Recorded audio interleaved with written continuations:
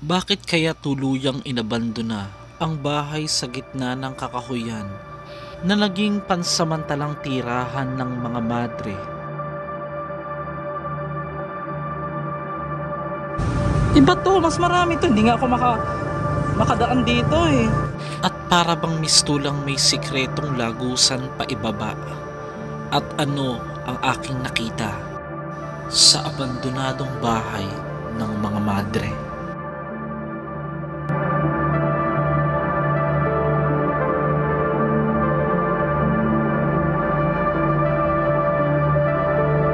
So ito, nandito tayo sa loob ng bahay ng mga madre o retreat house para po sa mga madre.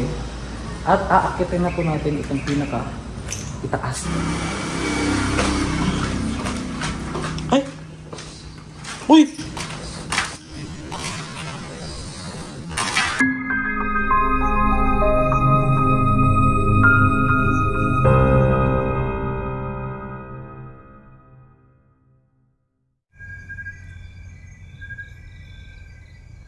So kasama natin si Zik. Yan, batiin mo yung ating mga subscriber. Hello.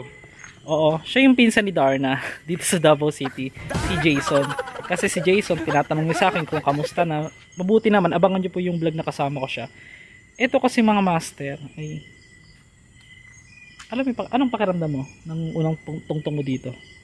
Wala, sa totoo lang kinilabutan talaga ako agad.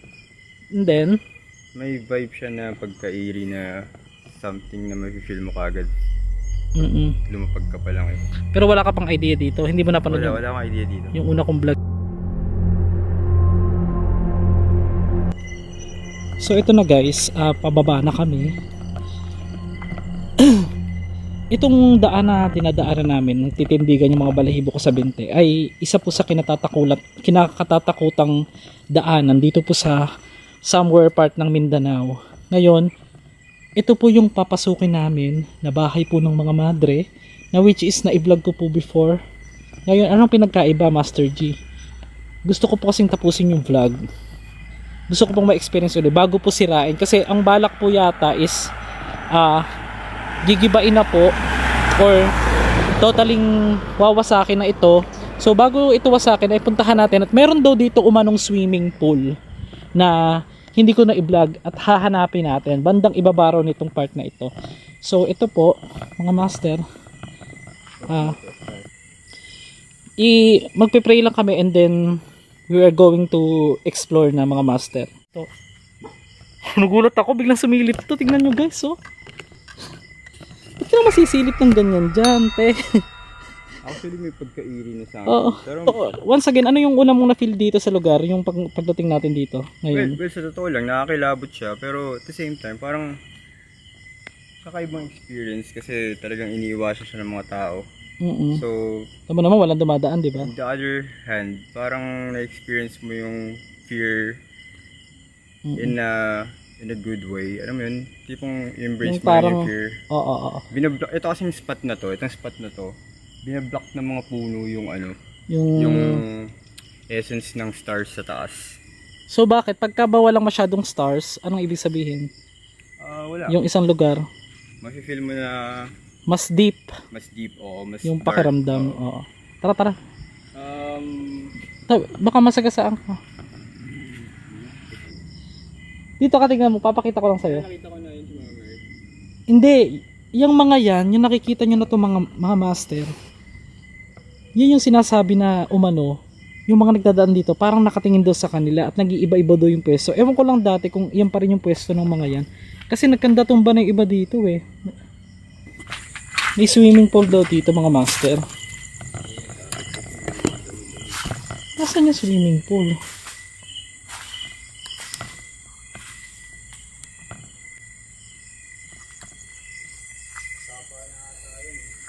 Uy, may naamoy akong ano dito. Kaya nga eh. Kakaiba? Ikaw, may naamoy ka ba? Ano naamoy mo? Kakaiba. May ano siya, yung amoy ng lalaki. Kapag daw ang isang lugar na liblib na kagaya nito na maraming matataas na puno ay nakaamoy ka ng parang lalaki na parang amoy pawis or parang amoy sibuyas or amoy putok na sinasabi nga nila, ay posibleng nandito lang sa paligid yung kapre at nakamasid sa iyo. Pero pasintabi guys sa may mga putuka, hindi ko po kayo inaano ano lang po ito, sa kapre lang po ito. Oh my goodness, nasaan yung swimming pool dito?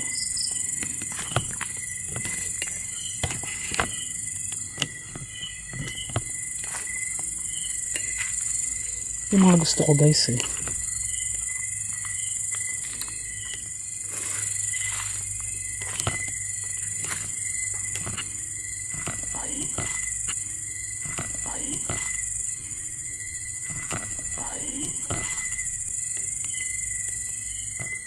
Ano kaya? Ay, ito yata yung pool. Teka lang, wait lang, kinikilabutan ako. Pababa pala to. Ang creepy pala talaga.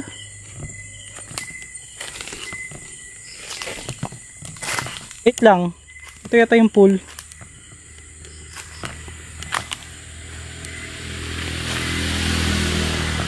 Wala, ayaw ng kasama ko eh. Ano ko papasok dito? Natatakot siya. Minabutan na lang namin na ipagpabukas ang pagpunta rito. Nakaramdam din ng sobrang bigat yung kasama ko at nanibago din siya rito. Kaya napagpasyahan ko na kinabukasan na lang puntahan at balikan ito. Dahil hindi din naman natin ito na i-vlog ng umaga. Kaya minsan ayoko talaga nagsasama guys yung natatakot na rin. Kasi nahahawa na, napipil ko na rin yung takot niya. Kagabi pa to dito guys eh. Kawawa. Ito yung isa din sa porto. Dito ko nakakita ng mga passport, mga dokumento. Talagang parang pinagnakawan ng lugar na ito. I-hide natin ang identity. Taga Timonan, Quezon, yung madre. So parang pinagnakawan nga po ito, guys. Matay pa ng mga ano, sa mga ano nga, sa mga madre, ang mga songs ng mga madre. Binalikan namin siya ng hapon. May mga ano pa ng bata, oh. Ayan, oh. Hindi siya masyadong ano pag ganito. Meron ditong laboratory, yung sinasabi ko sa'yo. Parang laboratory sa baba. Tapos yung swimming pool, nasan dito? So guys, oh, nasayang lang din ito. Ito yung mismong bahay ng mga madre na inabandona. Okay. Bangin dito, oh. Ano? Dito ko nakuhanan yung parang nakatayong madre before. Parang nilalamig yung batok ko. Ano po? Sa pangalan po ng Jesus, tulungan niyo po kami. Ingatan niyo po kami dito. Grabe guys, no? Sayang, no? Tapos dito, tignan natin dito. Ito yung sinasabi ko sa'yo, parang ano, parang may ano dito, laboratory. Sabi po, dito namin nakita yung ano before. Yan, may mga gamot. Dito mga kagamitan. Yan. Ayan, para siya sa ano, mga ginagamit sa ano. Hindi ko alam, laboratory. Hindi, yung mga chemicals. Baka pagawa ng something na mga pinagbabawal. Hindi kaya gano'n. Kasi swimming pool. Sabi po, ito may bahay guys, oh. Okay. Ang creepy. May mga CR dito.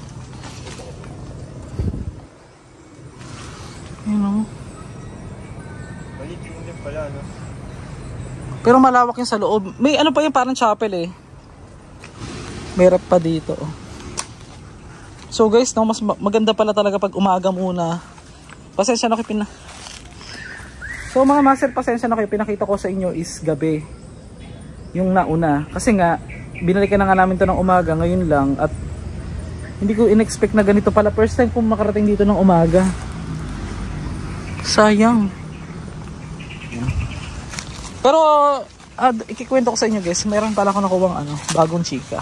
Pero ayan guys, so bahay talaga ito ng madre. Ito ng gabi before, pero mas trip ko siyang ikutin ngayong umaga.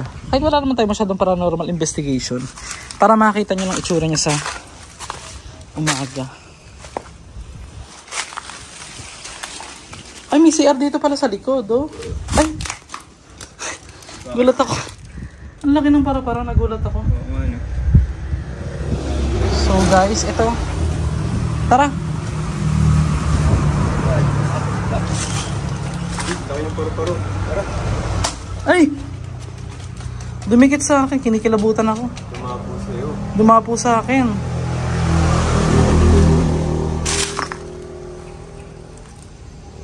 Ay, ang ganda pala sa loob. Maganda para sa loob, oh.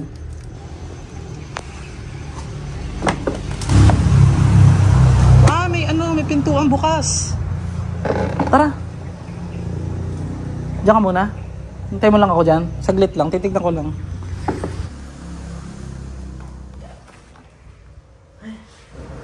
Wala kayo nagre-recall dito.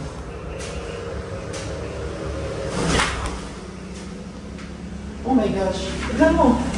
Ano ka? Tignan mo dito. Silipin mo ako dito. Baka may taga-tignan naman sa akin. Natatakot at charot. Ayan o. Ayaw mo pumasok para makita mo rito yung parang mayroong nasa gitna. Ha? Ayaw mo pumasok talaga. Para makita mo yung parang nasa gitna. Ay, sayang yung CR guys. Ang ganda pa. Attached ko nung din. Ayun sa ano ko, abandon na raw ito for almost 40 years. 40 years. Oo, 40 years na. Pero binild ito, Unrebuilt. oo, parang ganon. Oo, inayos lang. Ngayon, ginawa ito daw is since 1970s or ganon, mga ganon. Tama ba? 70s pa. Ay, oo, binakbak na nga yung ano guys. Ay, mo tignan talaga. Sige, wait lang.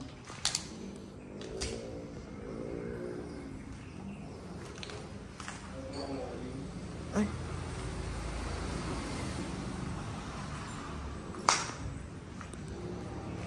Ano? Na-vlog namin ito ng gabi.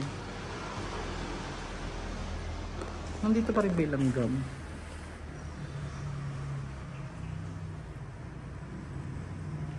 Ay, putya ka.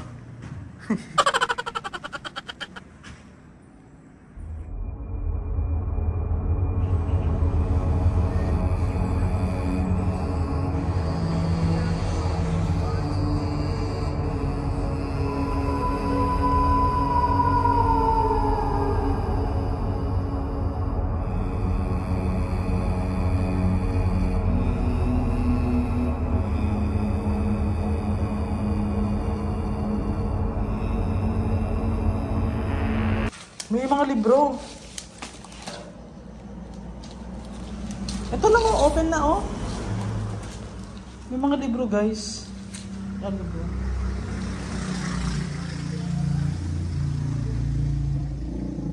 Ay. Hayop to, dalawa eh. Ay, isa lang pala. Sa aso. Bungo ng aso. Kawawa naman. So ito, nandito tayo sa loob ng bahay ng mga madre o retreat house para po sa mga madre. At aakitin na po natin itong pinaka itaas. Kaya paki-like naman guys or paki-share para po sa suporta. Huwag kalimutan mag-comment ang inyong suggestions. Natakot yung kasama ko.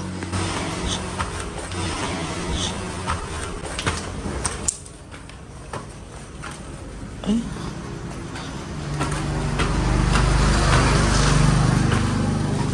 Ayan, magubat talaga dito sa part ng ano. Nakatakutan na. Ito na yung pinaka third floor.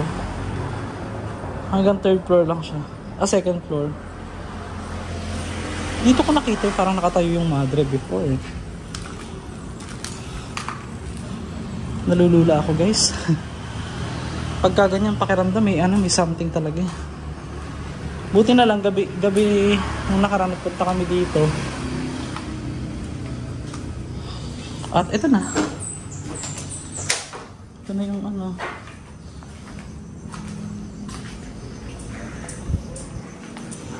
Minasak talaga. So, there's no reason na para gumawa ng activity dito ng paranormal activity kasi kung ako man wala na akong napipil masyado eh. Pero kung gabi sana, katulad kami kagabi, hindi ko talaga makita yung swimming pool guys. Pero try lang natin munang bumaba dun saglit para matapos na itong video. Supportahan nyo po hanggang dulo mga master. Bababain natin yung doon sa may part na yun, kung saan yung merong swimming pool. Titignan natin kung talaga mayroon pa. Kasi alam ko talaga may mga swimming pool pa to eh. Pababa na ako, wait lang. Ay! Uy! Uy! May nagsisit-sit. Ginikilabutan ako. Wait lang, bababa na ako. Okay lang, pababa sa kabigla. Narinig ko 3 sit-sit yun eh. I-replay ko. Oh, shh. Oo, naka-record ako ngayon mo. 3 sit-sit eh. 3 sit-sit eh. Ito yung ano guys, yung pinasok ko kagabi, yung pababa ako, nakinikilabutan ako. Dito din kami nakaamoy kagabi nung parang yung amoy ano, kapre. Charot. Hindi, ayun daw kasi isa sa palatandaan na kapag ang isang lugar ay may mga something na mga ganyan, may maaamoy ka talaga. Which is doon ko lang nalaman sa Mindoro yun na hindi na masyado mabigat kasi nga bakit parang kagabi ang masyado tong madamo. Sobrang dami nito kagabi. Hindi kilabutan ako. Tingnan nyo, punong-puno naman ng ano to oh. Bakit kumonte? Kinikilabutan ako. Ang dami nito kagabi. Kapag yung nakita ko kagabi sa flashlight ko. Ay oh, iba to, mas marami to. Hindi nga ako makadaan dito eh. Ba't biglang ganyan? Kumonte. Sabi na naman, master ka lang OA mo. Eh wala kang pakialam. Charot. OA talaga ako. Ay may hagdan pababa dun oh. Ano kayang meron doon sa dako paroon? May hagdan pababa. Babain natin guys. Baka nandito na yung sinasabing swimming pool. Diyan, baka may ahas. Huwag naman. May pababa. Tabi po. Ay, may pababa hanggang dun sa baba. Uy, ano, wait mo lang ako dyan. Ayaw mo sumama? Andali lang, itong pababa lang. Wait lang, titignan ko lang. Baka meron ditong bahay eh. Gusto ko ma-check. Bakit naman kasi may hagdan pababa? Ay! May kilabutan akong pa may ahas.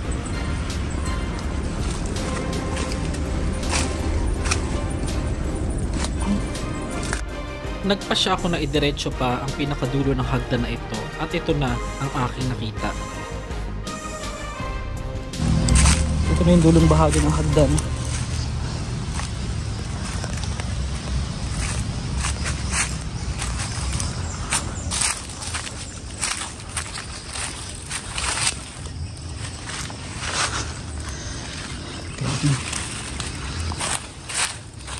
Para siyang bahay ng ano, ng mga madre sa gitna ng kagubatan. Ayun ako. Ayun. Uli dito. Ay!